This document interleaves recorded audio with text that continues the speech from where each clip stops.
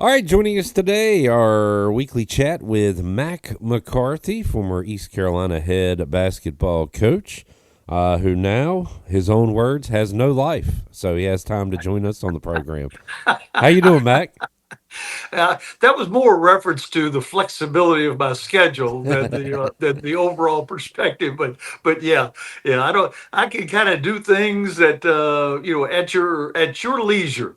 Well, the hours for you certainly clear up when it's not college basketball season, right? You stay True, very stay much. pretty busy then, but a little bit of leisure time out of season, and things will crank up here in a few months with college football as well. Mac, how many? Remind us how many radio programs, spots, hits are you doing these days? Well, it slows a little bit in the summer, but I do a weekly show in Chattanooga. Usually it's on Thursdays, but in the summer we defer to golf, who likes Thursday to preview tournaments. We've got a big one this week with the U.S. Open, so we go Tuesday. So I'm on Pirate Radio Live on Tuesdays and Sport Talk on the Talk Monster in Chattanooga, Tennessee on Tuesdays. The monster, good deal. Well, Mac, keeping up with what's going on in the world of sports now, and again, a bit of a lighter time, but big news in college athletics with the revenue sharing and that deal, and kind of just a revenue sharing for dummies. And I am certainly one of those dummies. But this was a big win for athletes, right? It is a big win for athletes, and I think it's a step in the right direction. It's still going to get a lot of challenges, and I'm not sure it'll be the formal structure that we need, but it is a step in the right direction. You have revenue sharing, which is fair, and I think eventually collective bargaining will be part of this deal. But basically, the House versus NCAA, and House doesn't refer to anything about the government. It's an actual swimmer at Arizona or Arizona State who had his name put on this, for lack of a better term, and like the O'Bannon case wasn't Right. all about O'Bannon, but his name was on the thing. But yeah, it was settled. And what it did was it allowed schools to pay up to $20.5 million, and that number is a variable because it's a percentage, but about $20.5 million per school, which each school is going to have to come up with. And Right. whether you opt into it, and you don't have to do the whole 20.5, but you opt in, you're playing, and if you opt out, you're not playing, and that puts you in a different category. And of course, it's different for FCS versus FBS. It's different versus basketball only schools in Division 1 versus non-football, versus the football schools. And then there's the back pay of this, the $28 billion or something like that, to pay for student athletes since I think it was 2016. Jeez. All college athletes will get something. And of course, the football players will get the majority of it because the football players have earned the majority of revenue. And what each school does with that, let's just call it $20 million, is up to each school. They can spend 90% of it on baseball if they want, since that's the hot topic right now in terms of what's going on in college sports. I guess this is the last championship we've got to decide with the 8 teams. And isn't it interesting that none of last year's 8 teams are there again? It's 8 new teams, which is a whole other subject.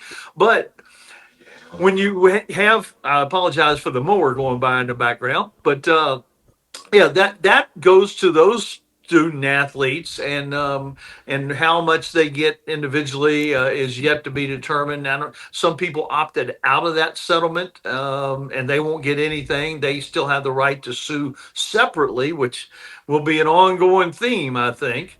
But that's kind of the overview. Now, The big piece of this, the bigger piece, in my opinion, is the NIL piece, Right. where they have created some guidelines, some guardrails, some rules, whatever you want to call it, but they have to actually be legitimate NIL deals. They can't be just pay for play. Now, who's going to determine that? There's a commission, and there is a new head of that commission, and he came from Major League Baseball. He was in charge of the investigations unit for Major League Baseball since I think 2014 or 15, and he was hired by the Power Four, I think, conference commissioners, and he is in charge of that. And they've already hired an accounting firm, Deloitte, to supervise this and to decide whether each NIL deal over $600 is in compliance. Now, my problem with this is we've had rules before. We've had compliance before. We've had enforcement before. But this one, I hope, has some teeth because in the past, the NCAA has not had the power to really enforce these since institutions and individuals started suing the NCAA. For a long time, the NCAA did have that power, but they didn't do it even handedly, in my opinion. I think there was selective enforcement, and I think there was a lot of inconsistency, but hopefully we get that consistency this time. Now, and again, I'm not putting all this on the NCAA. The schools made the rules. And then the schools broke the rules. There's nothing to say that's not going to happen again. And one thing I want to ask you, we're talking about the House settlement in particular, but one thing I want to ask you as it goes to your viewership or opinion or how you consume college sports, which of these three things has had the biggest impact? The NIL, transfer portal, or conference realignment? And you don't have to give me an answer right now, but I'll be really interested in our listeners' opinion about which of those things has impacted them the most in terms of how they view or how they feel about college sports. That is a fantastic question because each time you gave me an option, an answer to pick, I said, yeah, that one. And then you would say the next one, and I'd say, no, that one. And then you said the last one, and I said, oh, it's that one. So, yeah, I got some thinking to do on that one, Mac, and I like that. We'll put that out to our audience as well. I started, and that was a great explanation of everything, Coach Mac, and I hate this stuff, but I need to at least be halfway educated on it, I reckon. I just kind of want to watch games, but there's a lot more to it than that. But I started with a statement / question. This is a win for the athletes. Well, who else is it a win for? Who is it a loss for? Like, is anything changed with Power 4 versus Group of 5? And, I mean, is everything going to stay the same with that, or will we see changes due to this new settlement? There are going to be changes, and the main thing it's a loss for is the university athletic departments as a whole. They have to come up with this new revenue, and that's just the tip of the iceberg for what they have to spend. Because along with this, there are no scholarship limits anymore. There are roster limitations, and that's going to go from whatever it is, 85 in football to 105. That's 20 new scholarships. Baseball's going from what I think 11.7 to 34. There are a lot of sports that are going to increase the number of scholarships based on the roster limit, and that's going to be a huge expense. And you think about it at a private school, for instance, where room board books tuition could be almost six figures, and they're going to have to come up with that money should they choose to participate fully. Now, there's nothing mandating that, but you also don't want to be at any kind of competitive disadvantage, no matter what league you're in, what sport you're talking about. So, as far as is NIL like the cherry on top now? Like you get your money, and now, all right, well give me the. I kind of described it as the settlement deal. The revenue sharing is your salary for the athletes, right. And is the NIL like the signing bonus kind of? Sort of. And let me give you some stats on the NIL piece. There are two ways to get NIL right now. There are public traded companies that are doing NIL deals, and then there are just individuals, boosters that are paying players. Yeah. Now, they have studied the ones that they have access to across the board, and of the public traded companies that are doing NIL deals, about 80 or 90% of those would fit the new guidelines. They would almost all be accepted and regarded as legal going forward.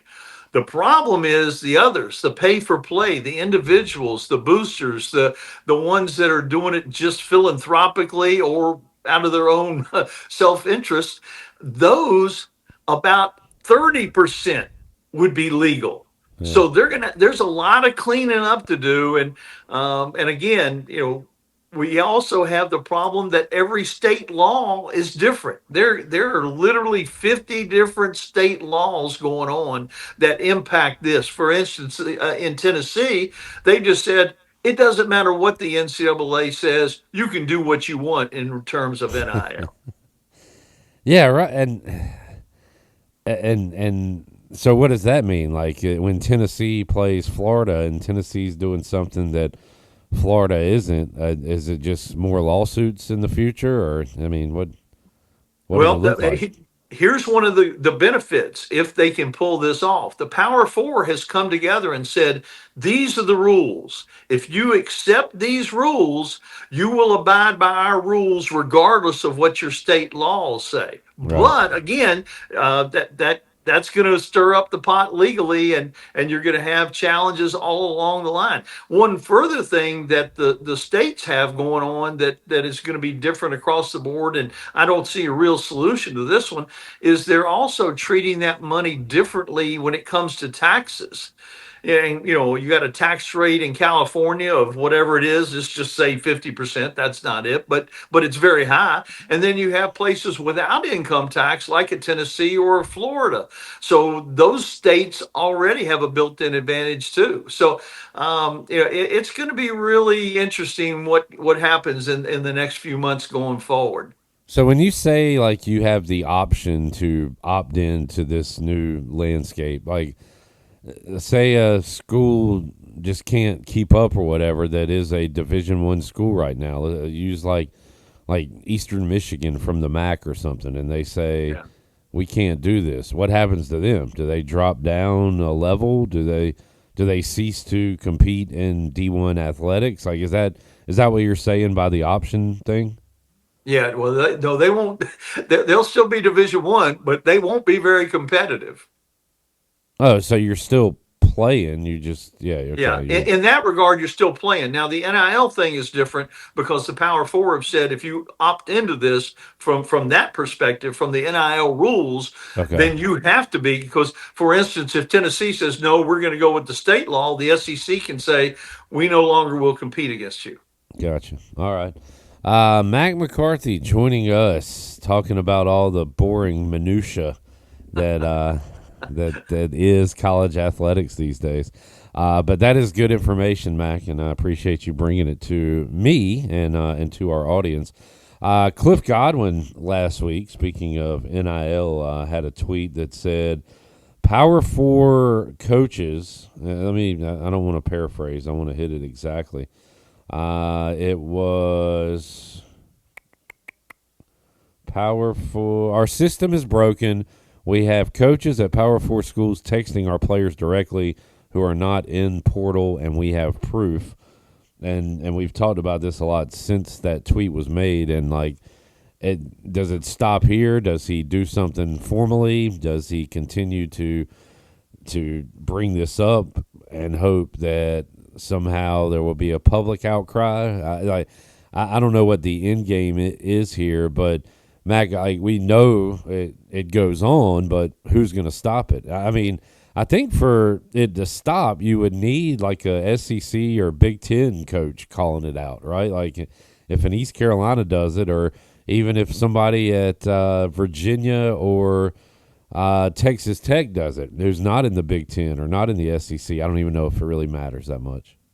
Yeah, and that goes back to, the following of the rules and abiding by the rules that we talked about before. We've had rules in place against tampering, but that's never been enforced to my knowledge. And Yeah. of the guardrails and guidelines that they've put in to deal with NIL going forward, none of that seems to be attached to that. And I don't know of anything that they've done to the portal whatsoever in this House settlement. To my knowledge, it was not addressed at all in the House Huh. settlement. Yeah. Well, if you make the rules, you get to break the rules, right?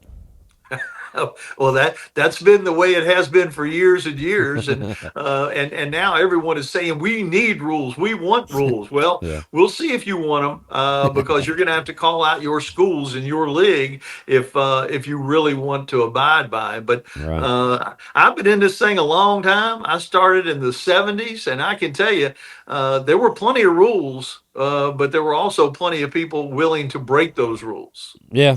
And it's interesting who gets the consequences and who doesn't. Like the kind of the biggest, what are the biggest penalties ever, Mac, in college sports? Think about SMU, obviously, Yeah. death penalty. UNLV kind of got their comeuppance after their championship and Final Four run. But like, does it has a big school like one of these power schools ever faced major consequences? I don't remember any. I know Southwest Louisiana got in big trouble. New Mexico got in big trouble. SMU got in big trouble. But like a guy at a barbecue joint told me one time, Coach, money gets you in trouble. Money gets you out. You have a lot of quotes regarding money, Mac. Yeah, I do. I do. I don't have any money, but I've got quotes. Well, I was going to call you Money Mac, but you don't No. have any money, so I can't. Mac McCarthy joining us. You did send me that stat. I didn't realize it till I saw it till you sent it to me, Coach. That all new field in the College World Series this year, and I believe I saw with Murray State winning last night, 4 preseason unranked teams in Omaha this year. Yeah, it's got some really good stories. I don't know whether it'll have the sex appeal of the big names, but it's pretty clear cut. LSU and Arkansas are the overwhelming favorites, with maybe Oregon State having a chance. I don't know about UCLA or Louisville, but you get the feeling some of those folks will just be happy to be there. But the one exception might be Coastal, who bumped the Pirates out by the slimmest of margins, and they're going for their second time, and the first time that they went there, it went pretty well. But yeah, lots of unknowns. And speaking of unknowns, I hate to segue into football, but I was looking at a top 10 poll the other day, top 25 poll the other day, and of the top 10, and they're all the usual suspects to copy the movie of the same name. 9 of the 10 teams that are in the top 10 in preseason have new quarterbacks. I don't know that that's ever been done. And you're betting an awful lot on a quarterback who is unproven, or, maybe he's got a great reputation or a great name like a Manning, or a little bit of sample size to like Gunner at Georgia. But that seems to be a little top heavy with just going with the same names, despite the fact that there are an awful lot of new quarterbacks in places that they weren't a year ago. So maybe in football we'll have a similar kind of situation that we have in baseball. Yeah, these quarterbacks are now like mercenaries, like basically, right? They get called in for 1 year, and we're going to give you this. You go take down all those opponents and win us a championship. Mac, who is the Kaiser Sose of? I don't know if I'm using the analogy right. Who's the Kevin Spacey character of this college football season? Who's the team that nobody's looking at right now that's going to be limping out of the police station and eventually walking? You used it right.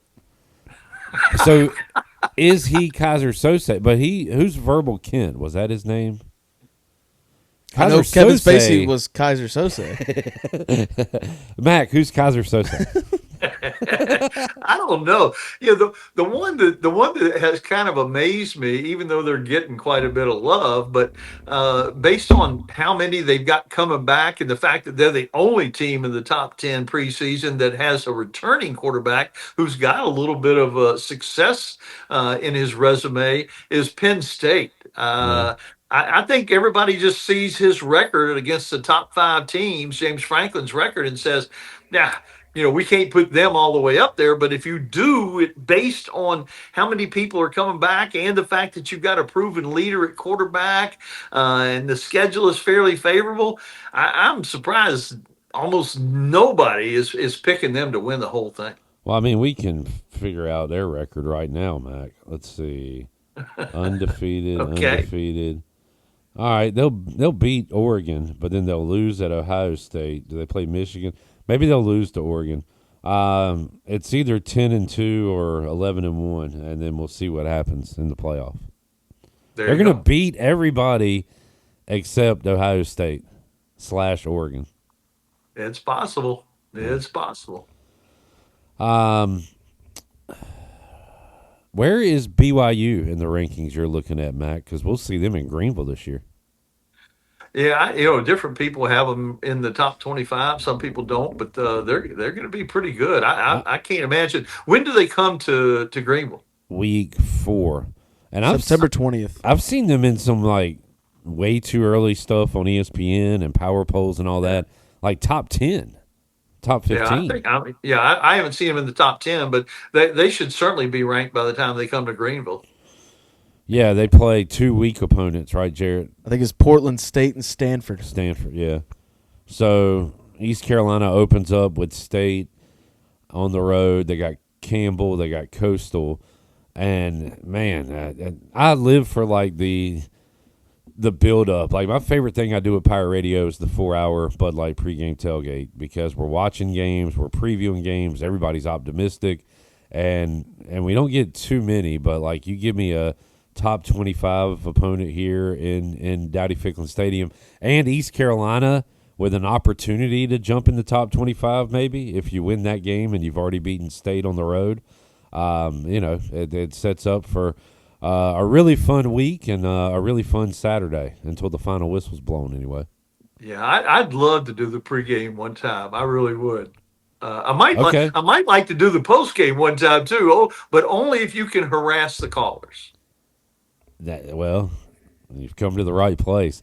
Mac, I would love to have you here for Saturday. We'll feed you and we'll watch games. And, hell, East Carolina's got a lot of night games scheduled for right now, which is bad as far as when we leave, but good as far as the pregame because we got multiple TVs going and updates, and it's a lot of fun. So if you want to get away for a Saturday, you just let me know, man. See, I'm a little bit skeptical because we did a live viewing of a basketball game against Florida, Yeah. and I was promised cheese biscuits and all this, and we didn't have anything. We I know had that. nothing. Who I think told there you was that? I think there were some stale cupcakes and bottles of water is all that was there. Hell, okay. You have right to be hesitant, but this time, Mac, I promise. All right, let's talk NASCAR real quick, Jarrett. What's going on? A good race, I thought, this past weekend. Why? especially- Because your guy won? No, I mean, all the stuff at the end. Host of ours leading, blows out a tire. Byron and Hamlin going at it neck and neck, and then Byron runs out of gas. I didn't really care who won. It just as long as we get an exciting finish like that, I'm in. One thing I did see on Sunday, let me timestamp this, 7:49 p.m., Shannon Spake said, "Why is everyone talking so loud?" Which I found interesting because she is Fox, right? Yeah. She's also attractive, but I didn't mean that as a Fox. But she's, I guess, maybe saying what you guys are saying as far as the broadcast goes. Anybody working for Fox should not be taking shots at anybody else's NASCAR Hey, now, she's with the broadcast. Hornets, too, so watch what you say. They suck too. All right. Whoa! Like, Look, yeah, you can have your criticisms of the prime broadcast, but anybody from Fox should not be taking shots. Boogity, boogity, boogity, Jared. Well, Darryl Waltrip's not there anymore. All right, what happened in the race? Who won? Denny Hamlin won, so that's 3 points for me. I had the best average. All my guys finished 13th or better. Wow. So I got that. So, yeah, new leader. I'm in the lead now. New leader. You had a DNF. Alex Bowman, pretty nasty wreck there, Mac. Yeah, I was worried about that, to be honest. I mean, he was accelerating up off the corner and got bumped and turned head onto that outside wall. And he said it was the worst lick he's ever taken, and he's been in some big wrecks. But I'm like you, Jared. I think you nailed the broadcast breakdown, and I think you nailed the race breakdown. And I love some. A lot of folks don't like when it gets down to a gas mileage race, but I tell you what, I was on the edge of my seat, and my guys had all succumbed to bad pit stops or just bad strategy, and they actually had good enough cars to win. But I was still right on the edge of my seat as to who was going to win, and I didn't have a dog in the hunt either. I was just enjoying good racing. Yeah, and Dale Jr. had a line that kind of made me laugh. They're like, gas mileage getting low here. Do you make a stop? He's like, nope, I'm going. I'd rather run out of gas and finish 20th. Like, that made me laugh. He had a couple things, and again, a couple things he just absolutely whiffed on. All right, so guys, this week we're Mexico City, driving over the wall and heading to Mexico. Road course. All right, another road course. I know Mac loves that. I think 3 of the next 4 maybe, and I'm going to be in a bad mood. Yeah, Mexico City, Pocono, and Chicago. The only one you get's Atlanta. That's not a road course. Why has Mac been so cranky the last month? Everything right? All right at home? Yeah. They're just running road courses. Exactly. Oh, okay. Exactly. Shane Van Gisbergen might win 3 of the next 4. Honestly, I hope he does.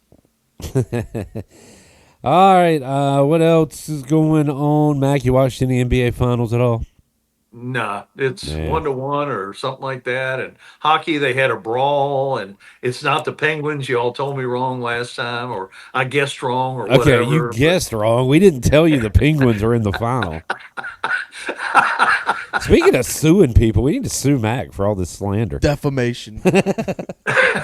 We make ourselves look dumb enough, Mac. We don't need you making up stuff that we say. And next week we can talk about the U.S. Open at Oakmont, which is a great course. It's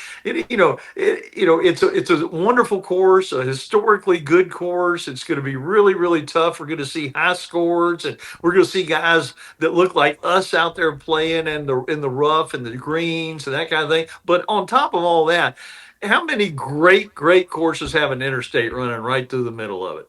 Huh. Unaware of that. I'll check that out. Interesting. And awesome question too, Mac, that I'll be bringing up with folks, and we'll throw it out there. Good. How did you word? I know the options to choose. How did you word the question? What has affected your? What's had the biggest impact on your opinion or how you view college athletics? Yeah, and you said NIL transfer portal or conference realignment. Very thought-provoking question. Mac, appreciate you joining us, man. Have a good week, and we'll check in with you next Tuesday. We're on baby countdown. That baby hopefully will be here before our next show. Wait, that's not what you're sending me here. My surprise, right? Not even close. Well, congratulate. Hope everybody's going to be healthy and happy with that, Mac. We'll check in with you, but that's awesome, man. We'll talk to you next week. Appreciate it. Thanks, guys.